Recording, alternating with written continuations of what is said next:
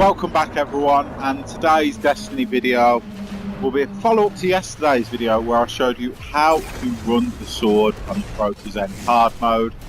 This time I'm going to show you what to do when not running the sword, mainly on what to do while using the Titan, but I'm going to look at everything to do when you're not running the sword and you want to help the sword bearer out.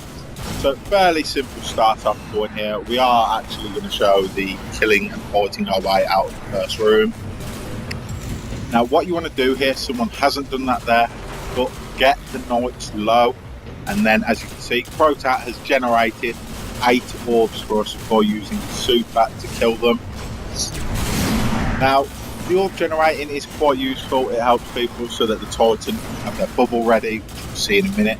Also for players who need to regenerate health while using an orb. Get a bit cocky here, but someone saves me. I believe that was Crota again actually, so thanks to him. Now you're going to want to all stack up at the door and leave at the same time, because that is when Crota's movement time starts. Now although I was firing a lot of Galahorns when I was running sword, I'm not sure what this guy actually does, whether he fires his rockets. So what you're going to want to do when not running sword is take out the sword very quickly. I threw a grenade there because it wasn't coming out, and as you can see this was taking a bit too long. You need to be getting him down quickly. So I, lost my rag a bit and started firing a Galahorn. Anyway, the sword is now down, the sword bearer is going. And as you can see, someone just put a bubble up on Right Rock, which we'll talk about later. Once he shouted fire, all fired one Galahorn, and the sword bearer can start hitting. Now, it's worth mentioning this sword bearer isn't someone in my raid team, so with that in mind he does it slightly different to me, whereas I go invisible and then get up there and ask for the rockets to be fired so I can get maximum hits. He just shouted fire, and we did, because you've got to follow your sword bearer's lead, but his way is not as effective, but it does work.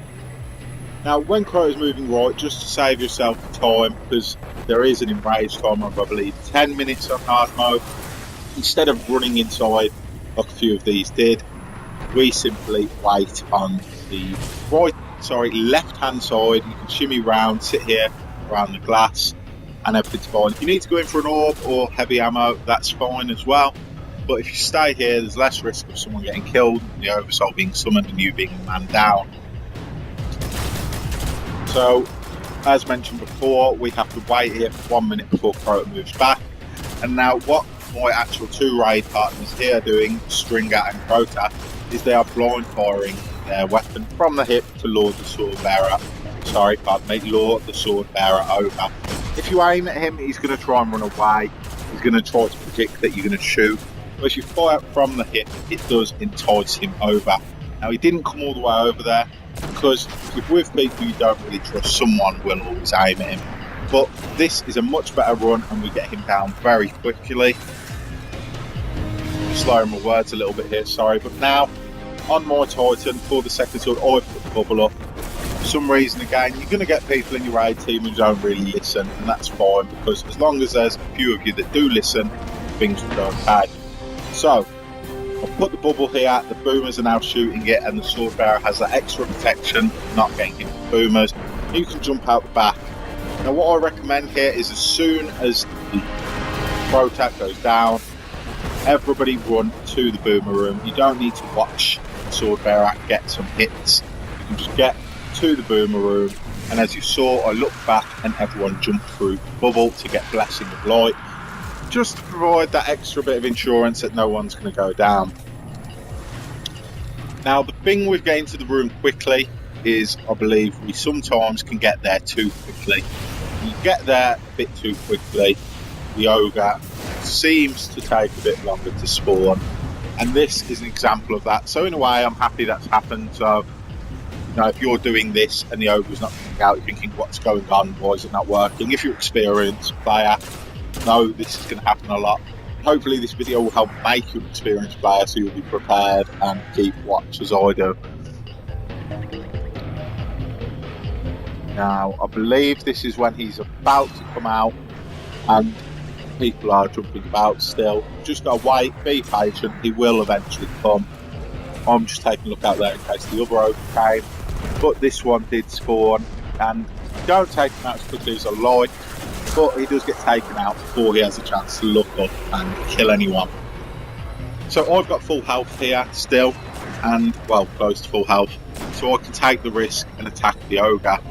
I've warned people that I'm going to be firing rockets. I'm jumping just in case people aren't listening to me, so that I know I'm not going to get killed by my own rocket.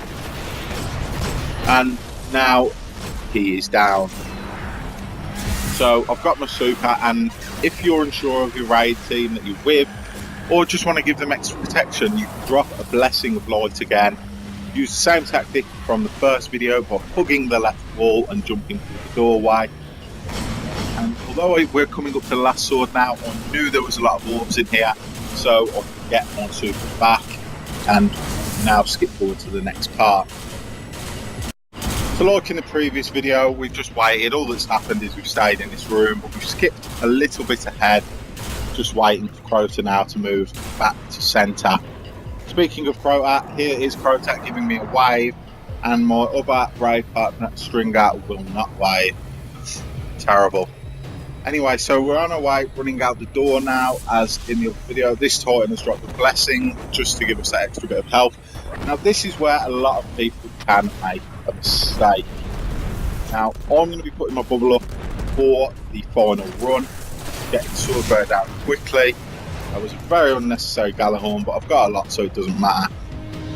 Now, I'm going to put my bubble up, and I'll show you what to do if you're not on the Titan using the bubble. If you're on any other character, obviously I'm going to fire out the back of my bubble first. Now here's what you want to look for. I'm going to turn around now and show you the other players. They're not standing on the glass, they're standing to the sides. They're still out of boomer range, but if on occasion you stand next to the glass like you have all the way through, Thrall will spawn behind and they will hit you through the glass.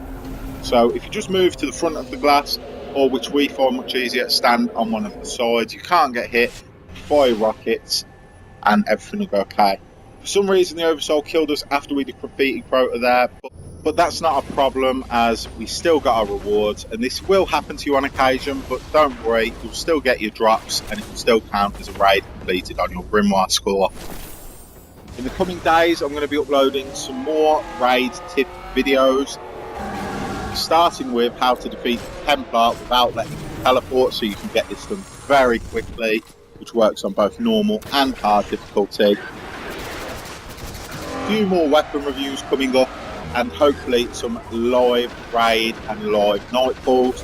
And in the live raid, one of my raid team, Stringer, will be showing you what he says is the best way to jump the gap in Vault Glass. Hopefully you've enjoyed this video. Thanks very much for watching, and I'll see you next time.